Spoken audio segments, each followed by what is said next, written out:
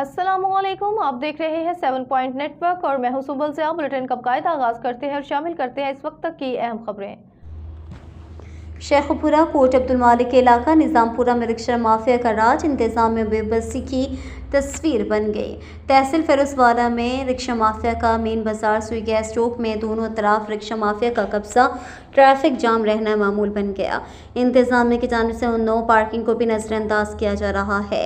बदोपुली, coat Abdul मालिक, बरकत town, इन जगहों पर ट्रैफिक जाम रहना मामूल बन गया है। इन चौकों में कोई ट्रैफिक पुलिस एहलकार मौजूद नहीं होते, किसी की ड्यूटी नहीं यहाँ पर लगाई जाती। मुसाफिर 30 मिनट से ज़्यादा देर तक ट्रैफिक में फंसे रहते हैं। ख़वातीन और स्टूडेंट्स को मुश्किलात का सामना करना पड़ता है। रिक्शा माफिया ख़वातीन से बदतमीज़ी करते हैं और कई बार लड़ाई झगड़े भी हो चुके हैं। अहले इलाका ने वज़ीर-ए-आला पंजाब मरीम नवाज साहिबा और district officer traffic police Sheikhpura को चाहिए कि इस पर नोटिस लें। मज़ीद जानते हैं वहाँ पर मौजूद मोहम्मद मुआज़म से। जी मुआज़म, क्या तफ़सीलात हैं, आगाह कीजिएगा।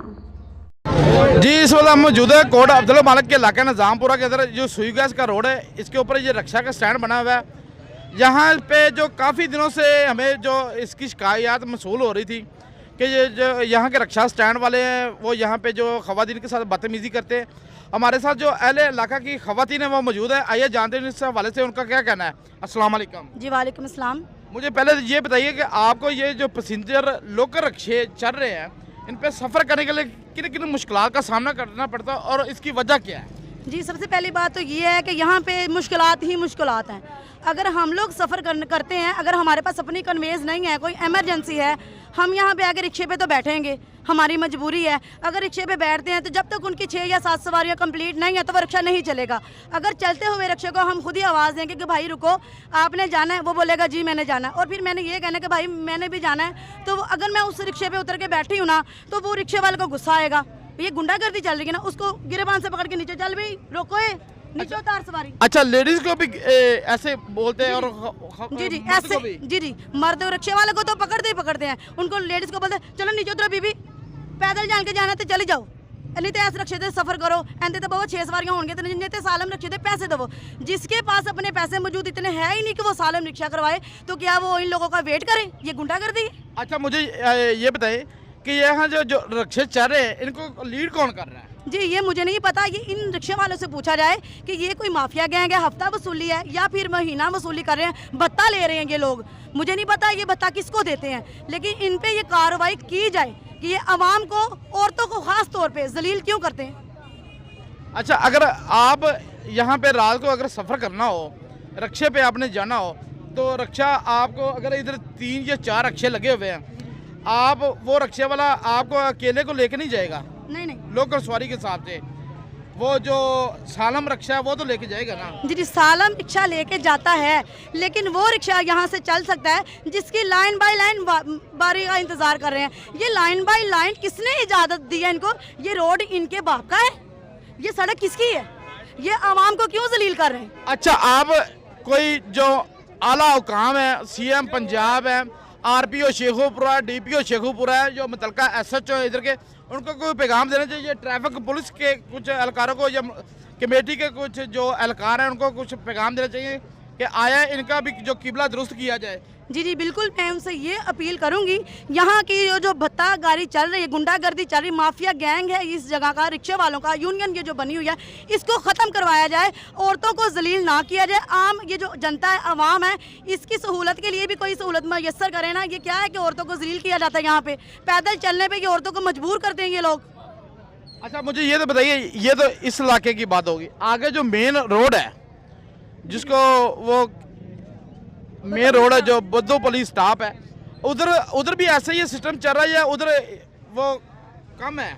जी, बद्दो पुलिस स्टॉप पे बरकत टाउन का लैदा माफिया गैंग बैठा हुआ है, और दूसरा ये जो यूनियन रिक्शों की ये सुई गैस रोड, बुध बाजार, यहाँ का एक गैंग लैदा बैठा हुआ है, वो भी लाइन बाय लाइन, 1 बाय 1, ये इसकी बारी है, ये इसकी बारी है। वो अवाम ज़्यादातर तो अवाम ये जो रास्ता इनको नज़दीक छोड़कर पड़ता है वहाँ से चल के आती है ज़्यादातर अवाम। औरतें, ख़ास तौर पे औरतों की हवाले से ही मैं बात करूँगी, ज़्यादातर औरतें ये रास्ते छोड़कर रास्ते से चल के आना पड़ता है उनको, क्योंकि वो रिक्शा भरता नहीं है, सवारी जल्दी आती ही नहीं है, हम लोग जलील होते हैं। जी, जैसा कि आपने जाना कि ये हमारे साथ इलाका की खवातीन मौजूद है और वो बता रही है कि उनको किन किन मुश्किलात का सामना करना पड़ता है।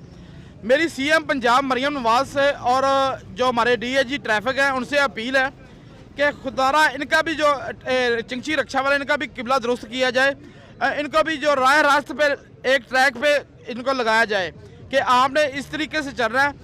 इधर जो मैंने जो अपना किया सर्वे किया है और जो मैंने जाना है वो यह है कि यहाँ पे जो पर्ची है वो 20 रुपये, ये 10 रुपये है और यहाँ पे जो 250 या 350 रुपये के हिसाब से वसूल की जाती है।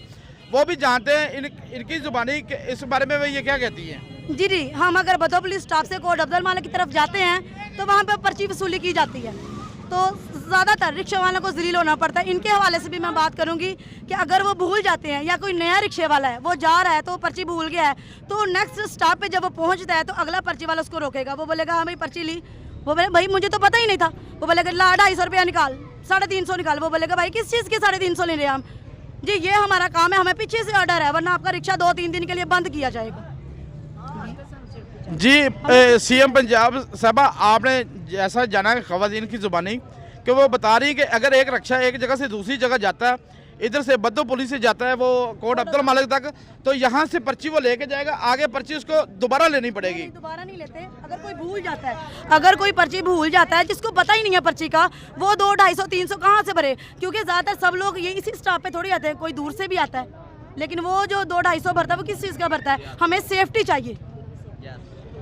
जी, ये बता रही हैं जैसे कि सीएम पंजाब साहबा आपका इनिशिएटिव है कि आपने जो म्यूनसिपल कमेटी की पर्ची है वो 20 से 30 रुपए की, इसका ज़्यादा से ज़्यादा जो मार्जिन वो 50 रुपए है, लेकिन जो 250 रुपये या 300 रुपये जो चार्जेस कर रहे हैं ये ज़रा सरासर जो नाइंसाफ़ी है, इस पर खुदारा रहम किया जाए। और मेरी जो सीएम पंजाब मरियम नवाज शरीफ साहबा से ये अपील है कि ये हल्का बाब शेखुपुरा और निज़ामपुरा ये कोट अब्दुल मालिक ये पे आपके पंजाब के अंदर आता है, ये सूबा सिंध के अंदर नहीं आता, ठीक है। आपको इस पे भी नज़र करम फरमानी चाहिए और यहाँ पे कि अवाम के बारे में, सहूलियत के बारे में सोचना चाहिए। जैसा कि ग्रीन बसें तो हर शहर में चल रही हैं, क्या ये इलाका जो लाहौर के अंदर नहीं है, इस पर भी यहाँ से भी जो सर्विस शुरू करनी चाहिए। यहाँ पे भी तालिबात जो यूनिवर्सिटियों में पढ़ती है, कॉलेजों में पढ़ते हैं, जिनको लाहौर का डेली चिंची पे रिक्शा पे सफ़र करना पड़ता है। अगर खुदा ना खास्ता कोई बच्चा लेट हो जाए तो उसको रिक्शे पे सफ़र करने के लिए या तो वो पैदल जाने पे मजबूर है, या तो वो सालम जो रिक्शा है वो जो 1000 या 2000 रुपये जितना भी उसने लाहौर का वो चार्जेस लेने हैं उस पर वो दे के वो गरीब अपना पेट पाले, या वो रिक्शे का किराया दे के वो यूनिवर्सिटी पढ़ने जाए या कोई अपने काम पे जाए। मेरी सीएम पंजाब और आरपीओ शेखुपुरा से ये बारहा अपील है कि आप इस मामले का नोटिस लें और इन रिक्शा जो स्टैंड वाले हैं इनकी तरतीब सीधी की जाए, इनका किबला दुरुस्त किया जाए और इनको जो नंबर वाइज वो चलाया जाए और इनकी जो मनमानी है ना वो ख़त्म की जाए। जी सर, मैं ये कहना चाहती हूँ, अगर आज मैंने आपके कहने पे ये इंटरव्यू दिया है आपने यहाँ का, तो ये बहुत अच्छा किया। अगर मैंने अब ये इंटरव्यू दे दिया है तो मुझे या मेरे बच्चों को कोई भी नुकसान होता है, ये रिक्शे वाले उसके जिम्मेदार होंगे। जैसा कि ये आप ही इन्होंने अपने इलाके की सारी खवातीन की तर्जमानी की है, इन्होंने अपने इलाके के जो रक्षा स्टैंड वाले उनके हकूक़ की तर्जमानी की है कि उनको किन किन मुश्किलात का सामना है और ख़ास तौर पे खवातीन को किन किन मुश्किलात का सामना करना पड़ता है।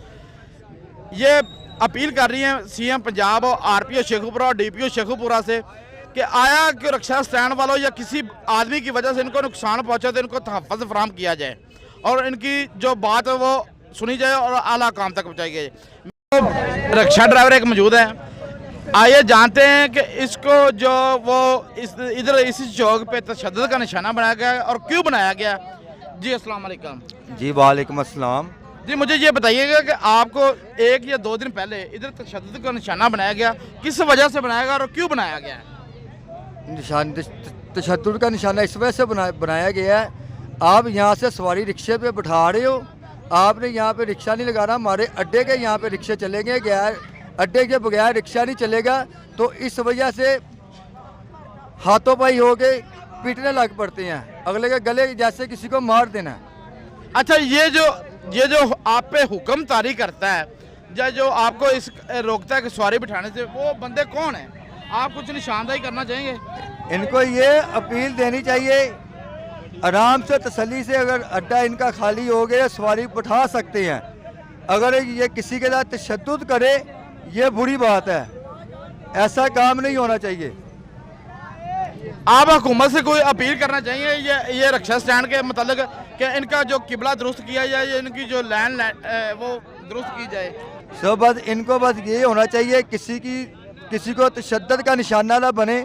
आज मैं बन जाऊँ, मेरी वजह से कल और कोई निशाना ना बने। तो ये यानी कि होना चाहिए, किसी के साथ तशद्दुद ना बस होए। आप मेरे साथ मेरे इस लेफ्ट साइड पे और राइट साइड पे दोनों साइडों पे जो रक्षा ड्राइवर खड़े हैं, ये नहीं है कि इन भाई को मुश्किलात का सामना है, इनको नहीं है, सारे बंदों को ही है, ठीक है, हर बंदे को मुश्किलात का सामना है। जी अस्सलाम वालेकुम। वालेकुम सलाम। भाई आप इधर रक्षा चलाते हैं, आपको इधर किन मुश्किलात का सामना करना पड़ता है? किसी का भी नहीं भाई, हम 2-2 घंटे इधर लाइन में लग के रश्का भरीदा, ठीक है। उस तो बाद 8 दिन बाद दूसरा बंदा आ जाए तो उन्होंने असी फिर गड्डी नहीं लगन देंगे। वजह क्यों नहीं लगने देते भाई? वो तो इसी मुल्क का शहरी है। हाँ जी, रहना इधर रहंदा वे, ठीक है। असी आने चलावे गड्डी, साढ़े विच चलावे, सानू भी पता लगे साढ़े विच गड्डी चल रही है।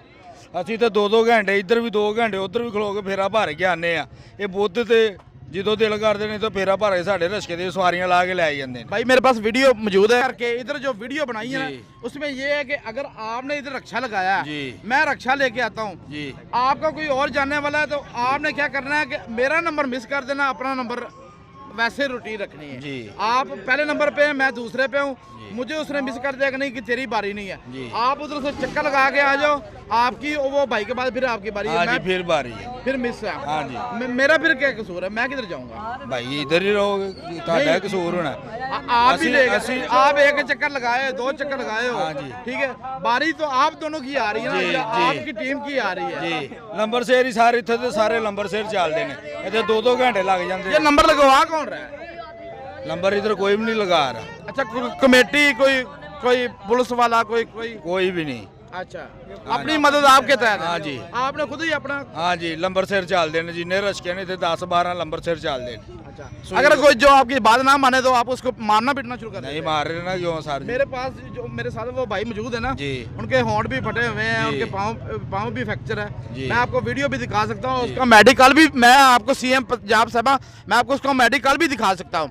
जो मेडिकल के डॉक्टर हैं वो इतने नाअहल है कि आज जुमे का दिन हो गए, आज डॉक्टर को, मेडिकल वाले डॉक्टर को हॉस्पिटल में मौजूद होना चाहिए था, वो हॉस्पिटल में डॉक्टर मौजूद ही नहीं है। और थाने में जाओ, थाने वाले कहते हैं कि मेडिकल लेके आओ, मेडिकल वाले क्या कहते हैं, उसकी फ़ीस जो ज़्यादा से ज़्यादा 200 से 250 रुपये है, वो कितना चार्जेस कर रहे हैं? 1000 रुपये, 1000 रुपये। सीएम पंजाब साहबा इस पर भी करम नजर करम फरमाए। ये लाहौर से, मॉडल टाउन से, या आपके जो कैंप ऑफिस से, ये जो इलाका है कोट अब्दुल मालिक का, ये तकरीबन मेरे ख्याल में ज़्यादा से ज़्यादा 30 किलोमीटर होगा। आप इस पे भी आप जो नजर करम फरमा सकती हैं। जो इधर की जो पार्किंग है, जैसे आपने बाकी शहरों की तरह म्यूनसिपल कमेटी को दी हुई है कि इनको रक्षों के स्टैंड के एक लहदा रेडी वाले लहदा रक्षे के स्टैंड लहदा, आप उनके रक्षे के स्टैंड बनवा दें, जिसके अंदर वो लगे हैं, उनकी बाकायदा पर्ची जो हुकूमत ले, या म्यूनसिपल कमेटी ले, या पुलिस, इधर की जो मुकामी पुलिस है, ट्रैफिक वार्डर है, वो ले, और जो वो इसका वो है हल निकाला जाए। जी सर, बात यही है, हम इनके जिम्मेदार तो नहीं है कि 2-2 घंटे खड़े, हम भी 2-2 घंटे यहाँ पे खलो के फेरा पड़ते हैं। बात ये नहीं है, ये हर बात इनकी मानी जाए। अगर चलो मैं बात करूंगी, बात सुने, इनको क्या परमानेंट लेटर दिया गया है हुकूमत की तरफ से या फिर यहाँ के चेयरमैन किसी की तरफ से कि आप यहीं पे 2 घंटे खड़े होकर रिक्शा भरें? किसी ने इनको इजाज़त दी है कि ये बाहरी रोड पे रिक्शा नहीं चला सकते? इनका लेटर बना के कैंसिल किया गया कि ये बाय रोड बाहरी रिक्शा नहीं चला सकते। ये हमारा तो मसला नहीं है, हम आवाम है, हमें क्यों जलील ये लोग करते हैं? भाई मेरी बारी है तो मैं भरना है, ये क्या मसला हुआ? मैं 2 घंटे इतने खलोता सी तो हुन मेरी बारी। ये इन लोगों की बात गलत है, इस पे कार्रवाई कानूनी की जानी चाहिए।